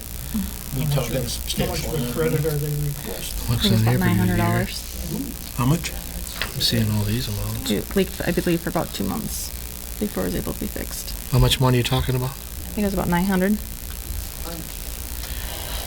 But it didn't go in the sewer. No, it was under the trailer. But I know, but I know you guys catch things up here if somebody's. So our report will catch a leak if you go from, say, 1,500 gallons to 10,000 in that big of a jump. But if it's a kind of a gradual increase, we don't necessarily catch them. Okay. And with them, they have a big master meter, and it's so hard to see big jumps. I mean, during the summer, kids are home more, sprinklers, pools. So, Well, there certainly would be basis for credit in the sewer. But I don't know about the water. we only do once the the, water's out, Yeah. it's gone. we Yeah. only do the sewer. So, But the 900 is the sewer. correct, the 900 is the sewer portion. A little different. And previously, he's had a couple other leaks that they've had similar things happen, and council has waived the sewer. And at we've that point. credited him? Correct, Collect for the water, credit the sewer. correct. So we have to treat the water. We don't have to treat the It sewer. has gotta be a Correct. mud hole underneath that trailer to lose water for 2 months. Yeah. Yeah. I mean, there's gotta be, Because what were the dates? August? Water all over the through place, July I would through think. September, I think, in the packet. Yeah, I believe so. Yeah, it's like the trailer owner should have caught that and reported it. especially staying now, as dry as it is out. And if I seen a lot of water, I'd be wondering where the heck it's coming from. So you can see a good jump from the 520 to 620. It went from about 8,500 up to just under 17,000. And it looks like it progressively got worse the last couple months. So they fixed it. In his letter, it says that the tenants were having some health issues, so that might have been why they didn't see it right away. I'm not sure how often Derek is down here. He said the pipe was leading to his external hose bib. I'm not sure if that's fully under the trailer or if it's kind of, I guess I don't know how the plumbing works down And we there. were with him a couple weeks ago and he didn't say anything. But, But I think we have before, where there were leaks under the trailers, done a refund. Correct. You have what now? I didn't hear you. I said, I think in the past, we have done it for some of the, they've had a couple other trailers. I mean, it's not like pipes are cheaper and, I'll make the motion. I'll second it. Roll call. Hassan, No. Carmen, Yes? Creener.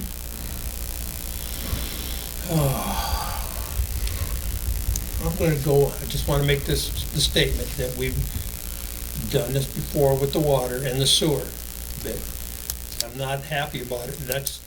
That kind of missing it for 3 months, that's ridiculous. And as long as we get paid for our water, but I would make sure that it don't happen again down there, because I will not be inclined to vote that way. So I'll say yes this time. Okay. Buska, Yes. McConnell. No. All right. Item number 20, review quotes and possible award of contract for tile line on Airport Road. Can I go back and, so what would you like to see done, Jerry? Well, when we're going off somebody's word, I mean, and I think when we get situations like that, and I know our guys have been busy, but almost somebody should take a look at something like that. I mean, if you're leaking that kind of water outside a trailer house as close as there should be green grass growing. I mean, it should be damp underneath there, it should be mud. I'm just saying, there's a lot of variables that stand out there. Who would you say should be looking at it, though? Well, And this was a doubling. The bill went from 8,447 to 16,900. Right, so when we look at those, it pulls based on dollar amount. And they have, like I said, that big meter. So you could have had other people who were way low and they Okay, were way this is the- high. Yeah, okay. So this is for the individual trailer and not the master meter. So, Because I believe each trailer has a meter that he reads, maybe? no, we read it, but it shows only the gallons. Okay. So Each trailer we read. each trailer, Yeah, it but shows the there's gallons. one meter it gets billed on. Correct, 1 meter is Okay. billed on. So it's harder to catch leaks for something like this. I mean, if it was happening at your house, it would kick that out because you go from here to whoo. But there, it's harder to tell it's kind of like the apartments or the And we want hotel. people to have master meters, Mhm. because otherwise we run into people leaving and not telling them. Correct. But they chose to use that method, so they should be responsible. You know, our responsibility is to provide water to the meter and bill accordingly. So this trailer park And actually used to have individual meters that were paid for by the tenants. the trailer park owner should actually be responsible for making sure that beyond that meter, the water is not flowing out on the street or leaking. And I know sometimes he does because the statement we give him has each trailer. And so you should be able to add up each trailer kind of close, but sometimes it's, So they're certainly negligent in that they weren't watching that. They weren't told them that. Yeah, I mean, I look at the managing director, I mean, I voted no because I just thought that somebody should have saw that. That's a lot of water. Yeah, that's my feeling too. Yeah, that's the reason why, for me. Yeah, and my concern is, I mean, our precedent is we would normally historically do what we've just done, which is give credit. And if we want them to do something different, I think we need to tell them what they need to do. Yeah, it kind of gets to be at what point is it ridiculous that we're giving credit, you know, I mean, if it's 100 gallons or something, or that they use a couple hundred, but this is a lot of water.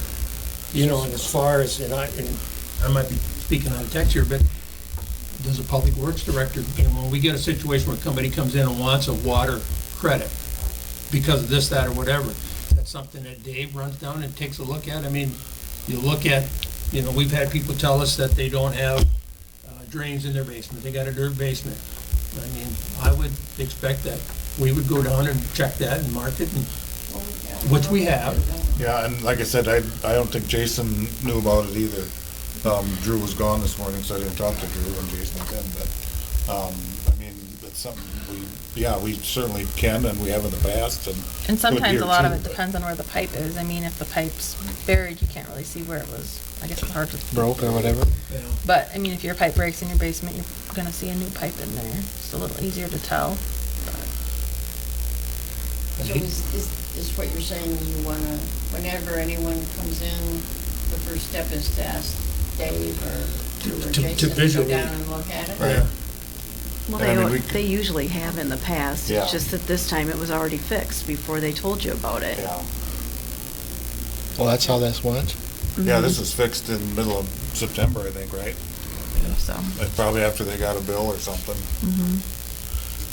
So I So mean, what we we could, wanna tell them is, as soon as you fix it, I mean, or even before, call us so we can look at it. Yeah. Right. and I mean, we can certainly go look too. I don't know what we would see in a dry year, 3 Yeah, weeks no, later. no but- pun intended, but I Yeah. mean, yeah, I think going forward, I mean, if it happened once, it'll happen again. so do you wanna take that approach to every property then? I think after a certain dollar amount, Well, sometimes we don't know the dollar amount, because like if you called me today and said, hey, my pipe broke, I mean, I'm not gonna read for another 2 weeks, so I won't know the dollar amount. at least we went and looked at it, we got an Okay. idea what went on. So if they call, Yeah. look at right away. I mean, I'm gonna use a personal experience that I got a call from, my mom's place, the water bill was up, they noticed it. Sure enough, toilet had been leaking, over several days, and you just bite it and move on, but, But some of these high dollar bills, when you're talking $1,500, $2,000 stuff, I think that deserves a look-see, so. I agree.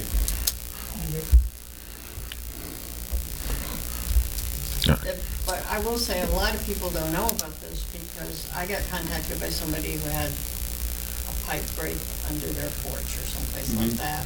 And they said, can we get our money back? And I told them the whole list of things to do. Get a letter from Gash's that they replaced the pipe and where it was, and Maybe come in and ask for, And but people don't know that. I mean, Right. maybe we have a form made up that has those steps in. yeah. And when we call people and tell them they have a high water bill, we just tell them you have a high water bill, you need to find it. Because if you tell them, well, if it's this, this, and this, you can get a credit, I mean, they'll come back and say it was Yeah. Oh, yeah. a They're gonna broken get- pipe versus my toilet running. So we tell them to find what's leaking and then call us back. So then if they call and say, hey, I found this broken pipe, then we tell them those next steps. They say it's a toilet, sorry, treated all that water. Right. Oh, moving on to item 20, review quotes and possible award for contract for tile line on Airport Road. And that was what we talked about a little bit ago with Scott. A little bit ago with Scott Haneke. We had 3 bids, and the Memers came in with the lowest bid, so. I'll make a motion. I'll second it. That's for the lowest bid to MEMA, right? Correct. Roll call? McConnell, Yes. Hassan, Yes. Carmen, Yes. Creener, Yes. Buska. Yes. Item number 21, set public hearing for budget amendment number 1 for fiscal year ending June 30th, 2025. And that will be October 21st at 5:30. So moved. Second it. Roll call? Creener, Yes. McConnell, Yes. Buska, Yes. Carmen. Yes. Hassan. Yes. Item number 22, review applications and Cresco Tourism Advisory Committee recommendations and award of hotel motel tax grants. So there were 4 recommendations from the committee. There were $4,619.19 available funds. The funds requested were $19,250. The committee recommends the Cresco Chambers Santa Parade, requesting $750. The committee recommends awarding $750. The second one was the Edie Slivka Benefit Memorial Ride. They were requesting $1,000. The committee recommends awarding $1,000. Number 3 was the Kello House Restoration Campaign. They were requesting $15,000. The committee tabled the application. The committee is not able to fund this request or even a large portion of the request. If the Kello House would like to break down the entire project into phases and reapply, funding would be easier to award for these smaller phases. The committee recommends awarding $0. Number 4 was the Cresco Theater and the Opera House, requesting $2,500, and the committee recommended rewarding $1,500. What is the Kello House restoration? What is that? The museum that the Historical Society owns down on Fourth Avenue? Yeah, Fourth Ave. It's on the north side. They've got a, I've never been through, but it looks like a normal house, but they've got a sign in the front. It's a historical museum. I've never been in it, but I think it's mostly historical artifacts of the county, I believe. Yeah, it's on the, it's not on the Maybe. list of historic buildings. Okay, the historic buildings or whatever is only like 28 items in Iowa, but the historic places, and don't ask me the difference, is 2,000, and it is on that one. Okay. So it's actually, and it's got period furnishings and stuff like that. You should go visit it. I know what it is now. Yeah. And Amy and I are both on that committee, so you guys will have to okay our recommendations. I'll make that motion. Second it. Roll call. Carmen. Yes. Buska. Yes. Hassan. Yes. McConnell. Yeah. Creener. Item number 23, review proposed camper ordinance. So this is something that we've been talking about. The chief has been part of it. I know Rich and I have talked about it a little bit. This was one, I'm drawing a blank on the town, but it was from a town in Iowa. Just curious what your thoughts are. We think it would be something to consider. I know it would make it a lot easier for snow plowing and stuff, and then in the summertime, it seems more and more gets parked out in the road too, so I don't know if you've all had a chance to read it before now. Well, the thing that gets me, and I understand why we don't want them parked on streets, because they make that problem that you had with them making the street narrow. But what really bugs me personally is parked on front lawns. Other trailers too, not just. Right, we talked about that, yeah. Um, Yeah, so maybe that's something that could be added to this, possibly. I mean, Would think that about fall that. under more nuisance or something? It would be, this is more traffic-based where that would not be, so probably that would be something we would add somewhere else along the way. Although certainly on noise, you want to add private driveway, because that's where we've got the problem, is the one running in the private driveway down by you, Gary. Somebody running their reefer down, you know, all hours of the day and night. And, yeah, that could be, It does say private parking lot. Yeah, but that's not the same as a private driveway. we could have just add private drive, or just driveway. He talks about driveway of a service station, but that wouldn't be the same.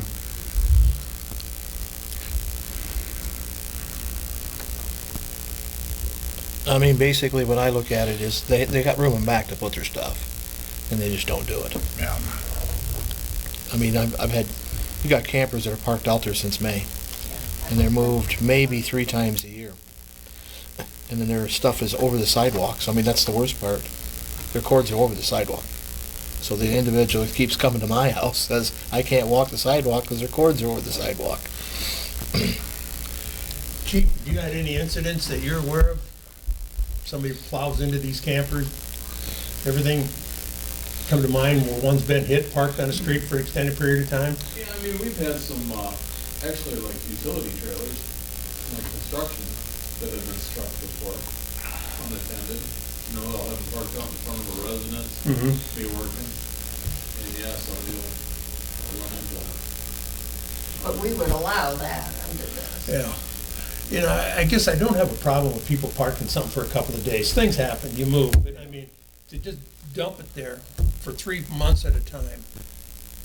You know, I mean, no concern for your neighbors, no concern for traffic, just dump it there. I mean, we have struck, hit and runs. Just, hey, I'm gonna park my vehicle out in the street overnight, and they come out the next morning and it's total smashed, along the side of it. It does happen. You wouldn't be an inebriated person that thinks they can drive straight, and they can't. So it does happen. Actually, we just had one where, it was about a month ago. Somebody had smashed in and pretty much destroyed a classic car, and then pushed that car into another vehicle. So it does happen. Have been sitting there for extended periods of time? No, not that long, but I mean, it's just, it does happen. I mean, things happen. But, why take those chances? I've mentioned it before, I couldn't count how many towns I'm thinking, but I'm surprised the number of towns that have no parking on any street at night, period. And I know we run through them on the motorcycle, and so they're probably within 2 hours of here. But they have no parking on the street, period, at night, everywhere. And, Or at least one apartment out of business, so. right. Well, there's parking lots close by too, some of them, but, we just thought this would be a happy medium maybe, and if there's concerns, You're good with it? Yeah, I mean, and this is just a rough draft. This is something that I came up with, put it on Nikki and Dave's desk, and It's a thought start. you guys could look it over. If you think there's anything that needs to be changed, amended, you feel that something, needs to be changed, just, let us know, and we can try to incorporate it in there, and see where we go from there. I just, the one thing I guess we were talking about, that had to be added in. the driveway. And then otherwise, it's a start. I mean, I'd like to see something done, before the end of the year. The next month, everybody will be moving their campers. Well, yeah. Yeah. And this way, we won't be waiting till next March, start it all over again. Yeah, there are a couple edits that should be made that aren't substantial. But then, at the same time, I think we have to look at, drive around town and look at what's parked on front lawns. Right. It's really astonishing. I don't remember, was this Bondurant maybe? Yeah, it kind of does. I might have looked farther at their ordinance. Well, I kind of think we're picking choose from some of the other, Okay. ordinances that you provided Yeah. with me. And Maybe- thought, which ones would benefit us or, apply to our city a little bit. One of them I looked at recently, and it was in Iowa, that every vehicle had to be parked on hard surface in a yard. If it's gonna be in a yard, it had to be, it couldn't be on grass, it couldn't be on gravel too, I think. It's either Cedar Falls or Waterloo, it's one of the two, they have that. Yeah. And I've seen it in other towns too, and, just keeps people off the lawns then, basically, I think is the purpose of that. Front lawns, yeah. But if a person has a 2 or 3 wide driveway, Mm-hmm. and they back it up on their driveway and it's on a hard surface, Mm-hmm. game on? Right, that's fine, yeah. You're talking about 3-car garage, three Yeah. car. But you'll see driveways that have, they might have concrete for 2 vehicles and then they got a rock along the side of it. Yeah. You'll see that quite a bit. Yep. And we're not going after penalizing that, No, not unless you want to, no. yeah. It reaches a point, Yep. it's starting to get a little, Well, if it's up on cement blocks and been there for 6 months, then that's a different deal. But that's a nuisance, isn't it? Yeah, then it's- That's Yeah. not a parking Yeah. thing. yeah. That's a nuisance thing. Yeah. And I certainly don't want contractors, people of that nature, guys that are working, do not want to go after that. No. Yeah. Yep, and that's addressed at the bottom there. So, reading number 5, licensed contractor. So if I'm a licensed contractor, can I leave it parked outside my house for more than 24 hours? I think this talks, Actively working on residential buildings. So I wouldn't be able to leave mine parked outside my house? No. then, No. Right? Okay. Your house. Is my house ever finished? Is my house ever finished? In that case, then no. Yeah, so I mean, You didn't sign the thing that says you're doing well. You've got to know. Right. We have to know. Let's talk about that dated sticker thing. Is that, You're gonna make them come in, they move from the job, work 3 days in one place, come in, get a sticker, put it on the side of their trailer, and move to another side of town? I don't know, how else are we gonna try to attract these people? I don't know. I mean, I'm not gonna be following around trailers and that area with my guys. Yeah, you're not gonna be looking for color-coded stickers all over. No, I mean, we're not. Just saying that, you know, if you're actually doing the work, then come in, let us know. That's all we're asking. That way I can give my guys a heads up that, hey, there is a commercial trailer that's gonna be parked down in this block of, you know, 4th Avenue West for a week, doing some work. They can just, Okay, then we won't yeah. go ahead and we won't hook up to them or, you know, Yeah. get him a bunch of parking tickets. If he's actively coming in and saying, hey, this is what we're doing in this area, let us know. They could call in and say, hey, I'm gonna be at 215 3rd Street for a week. Yeah, we'll pick up, you know, come pick up a sticker and throw it on there. That way we know that you at least made contact with City Hall to let them know. So will we have to get stickers kind of like the golf cart ones that are, You know, like just, you know, reflective stickers. We'll have a number into it on it, but with dates, where we can put in the dates and stuff. I'm good with that. I mean, we're not gonna do it on a month-by-month basis, a different colored sticker every month. I mean, it just gets a little bit too expensive and crazy. They're gonna get a sticker for every time they move? Well, I mean, if they've got another job that they need to go to another area, then they better let us know. I think Gary, if they call in, you could say, well, hey, I do have a sticker on it, but I'm at this place for Yeah, this I mean, date. just let us know, that way Yeah. we can keep them kind of a track of them. I've talked to a couple guys, and they're not opposed to this. Yeah. I mean, but at the same time, we don't need to burden them with more stuff, running in and out, chasing around. I think if we get a sticker, and if they're licensed contractor in the city, put it on the trailer in a spot that is agreed upon by you guys, and they move to a different part of town, call in, get on the list, contractor list. Yeah, let us know. Yeah. I mean, because we have to be able to track it. Or else the guys are just gonna keep writing tickets. Yep. Yeah, I don't think that's unreasonable.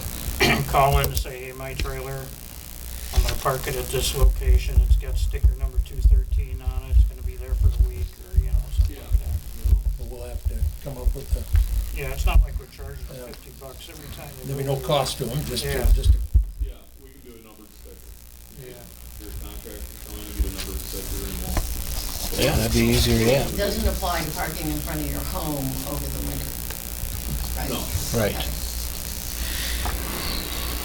Or a camper parked out front all summer. Or I would say, well, actively engage in your business. Yeah. Okay. any other changes? Do you guys want to think about it? I can have it written up either in 2 weeks or in November. If you guys want to think about it a little longer.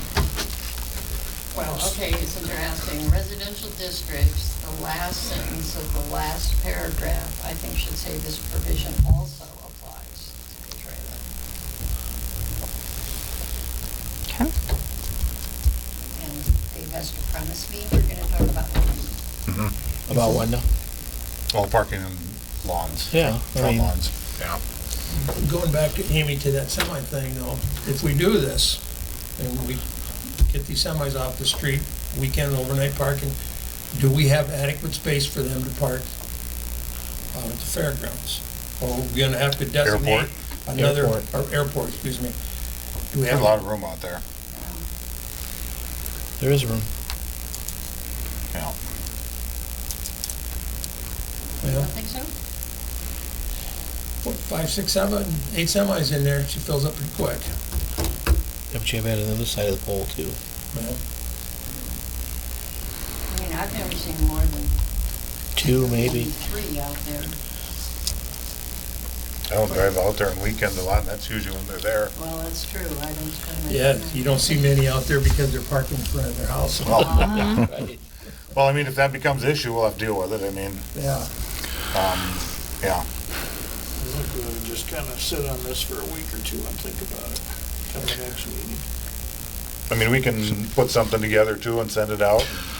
Why don't we do that? And then everyone can submit their edits to both Dave and Nikki, and then they'll have a hard copy of what everyone feels that it should read, and then we can go from there. And If you can get them to us by 7:30 tonight, that'd be about right. So we're gonna table this more, all right. Yep. Yep. Okay, we're on the right path anyway. Yep. all right, item number 24, discussion on CIP. So I added, I didn't know if you guys had any questions on it, if you guys want a special work session to discuss it. If there's no questions or no work session, I guess when I get you guys' stuff back, we'll combine it. I think there's some things on here that warrant discussion. I'd kind of like to have a work session. Work session? Is it something that we could do before one of our regular meetings, or do we need to do it in a off week? Depends how many items Nikki puts Right. on the agenda. Just for the record, most of these weren't mine. Can we set a work session up and I would bet we'd burn up more than an hour. Can you send out a survey monkey and Mhm. fill it out?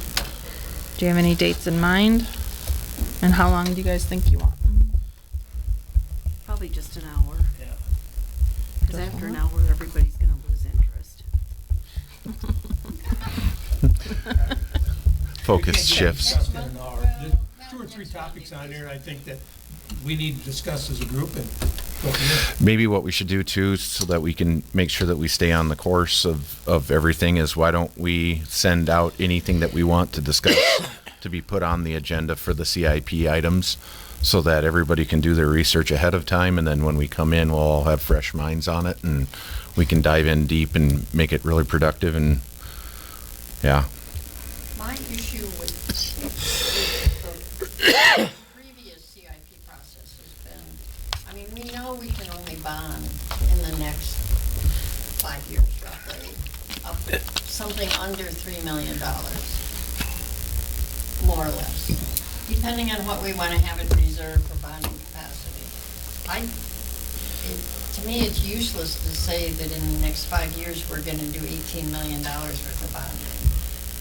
I think there has to be a limit to say, the first item on the agenda should be how much reserve capacity do we want to have in our bonding?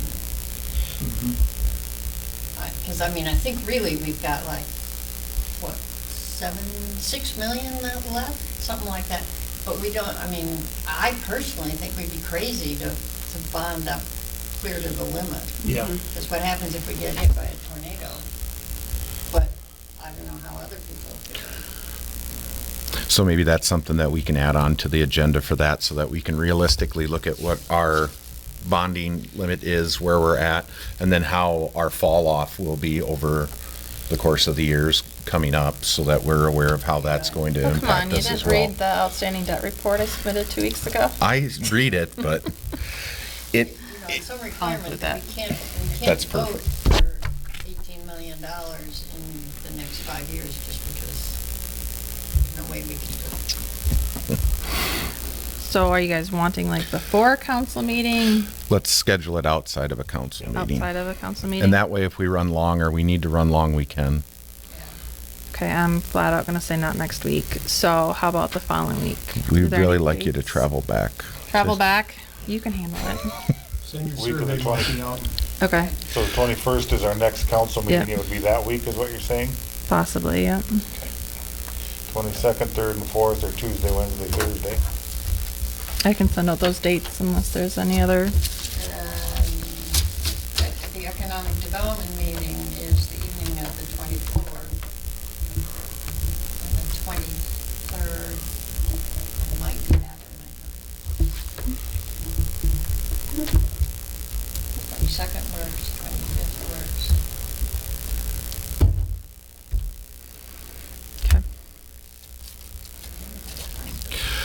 If that's all that, everything that we need to talk about on the CIP, I'd entertain a motion to adjourn. So moved. Second. Roll call. Creener. Yes. McConnell. Yes. Buska. Yes. Carmen. Yes. Hassan. Yes. Meeting adjourned.